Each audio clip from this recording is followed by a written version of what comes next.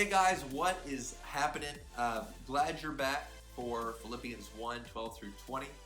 In this episode, we're going to talk about understanding the passage. In other words, what does it mean? So last time we started with reading it, and we take what we have read, we take all that we've done with our annotation, and we're going to build on to that now. If I had to sum up this passage in one statement, it would be every opportunity is gospel opportunity. We'll see that is Paul's attitude. So let's take a look at the passage. First, I'm going to sort of break it down into three parts for us. Part one, Paul's current imprisonment has spread the gospel. That's verses 12 through 14. Part two, regardless of an individual's motivation, Paul is glad Christ is proclaimed. That's verses 15 through 18a. And then part three, Paul's main concern, right? Do I honor Christ? Am I honoring Christ? And that's verses 18b through 20. So let's kind of look at each one of these parts separately. Part one, Paul's current imprisonment has spread the gospel. Now, we've talked about before the reason that Paul is in prison. If you haven't, we looked at the intro to Philippians and discussed a little bit of that. Paul, at the time that he wrote the letter to the Philippian church, he's been in prison for around 4 years. That's kind of crazy to think. Here's the irony, though, of this whole thing. His imprisonment came about because he would not stop preaching the gospel. He would not stop preaching that Jesus is the Christ. He would not stop preaching that Jesus rose from the dead. He would not stop preaching that Jesus is the only God. He would not stop preaching that Jesus is Lord. He is in control, even over Caesar. And many of these things are offensive to both Jews and Greeks, the two kind of parties, if you will, at hand in this. So why imprison Paul for this? Well, to keep him from talking, to keep him from telling the gospel. If Paul's in jail, guess what he can't do? He can't preach the gospel. And yet he says that his imprisonment has advanced the gospel.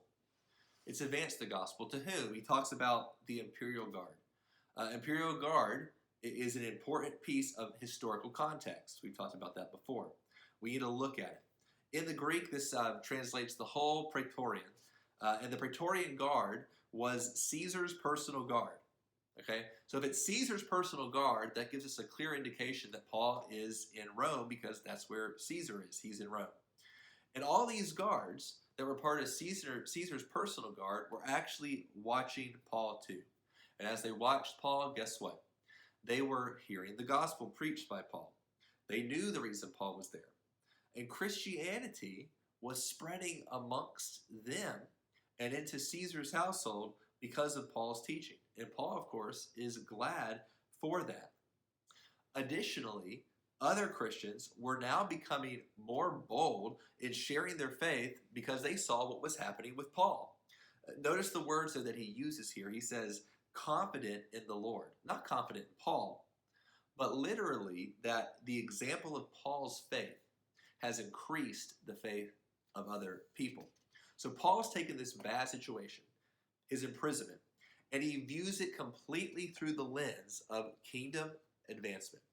How has it impacted the gospel going to all the world? And he also acknowledges that boldness for Christ encourages others to be bold for Christ. He moves on and he addresses in more detail the brothers that he mentioned that are bold to speak the word. So part 2, verses 15 through 18a.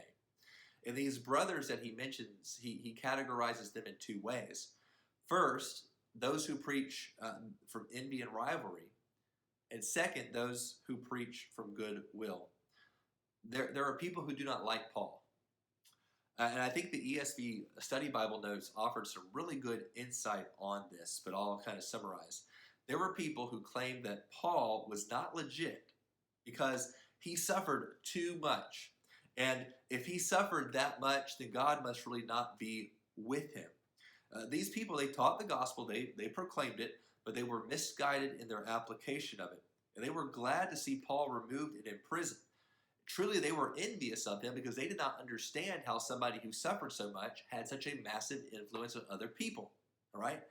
And still, there were others that they recognized Paul's legitimacy as an apostle, and they respected him. And although they hurt with Paul, they too were emboldened to preach the gospel without fear. Now, obviously, Paul is not pleased with that first group, but listen to his attitude. He says, what then? Only that in every way, whether in pretense or in truth, Christ is proclaimed. Now, I said in the last video, I wanted to get a definition of pretense. So in this context, it's basically putting on a hypocritical show.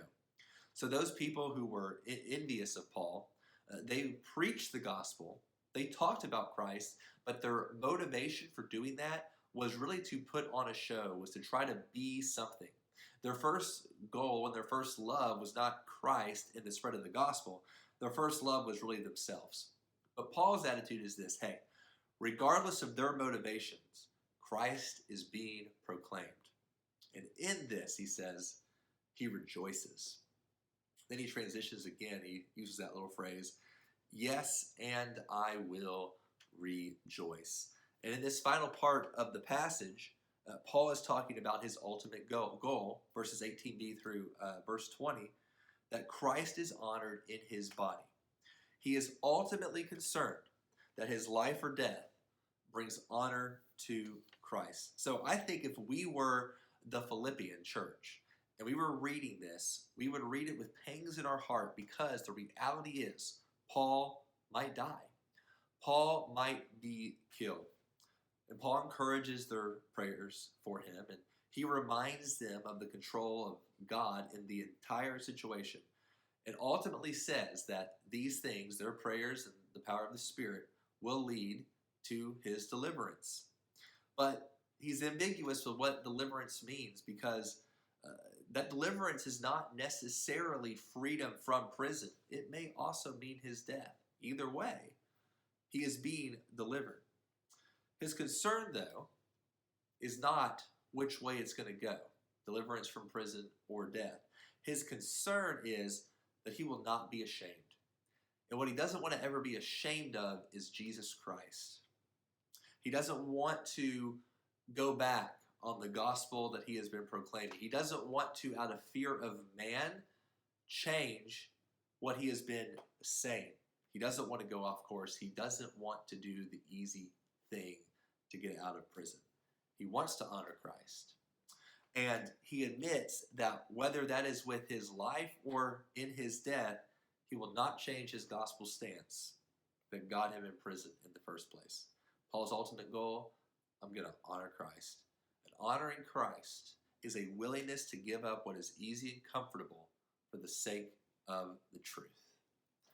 I look forward to talking about doing the next part of Philippians, and how we can take these few verses and have them shape our lives. So we will see you next time.